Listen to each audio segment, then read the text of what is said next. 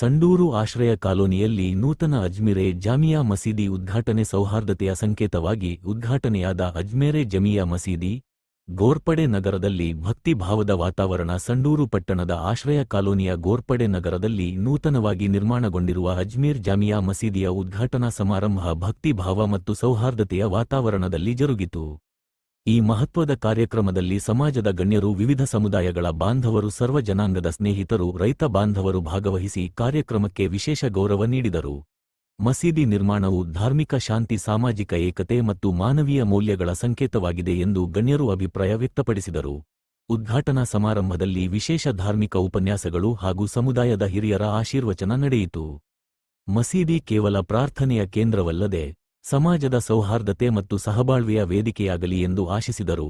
ಕಾರ್ಯಕ್ರಮಕ್ಕೆ ಆಗಮಿಸಿದ ಅತಿಥಿಗಳು ಹಾಗೂ ಸಾರ್ವಜನಿಕರಿಗೆ ಆತ್ಮೀಯ ಸ್ವಾಗತ ಮತ್ತು ಸತ್ಕಾರ ನೀಡಲಾಯಿತು.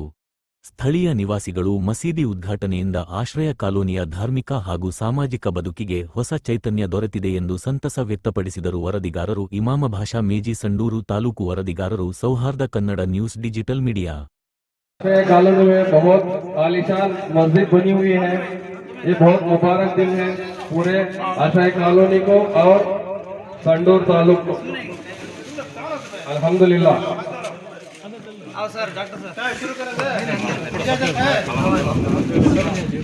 अल्लाहुम्मा सल्ली अला सय्यिदना नबीना मौलाना मोहम्मद बारिक वसल्लम।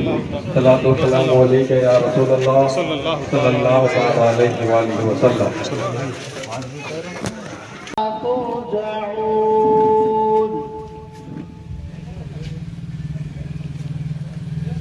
فتعالى الله الملك الحق لا إله إلا هو رب لا برهان له به عند ربه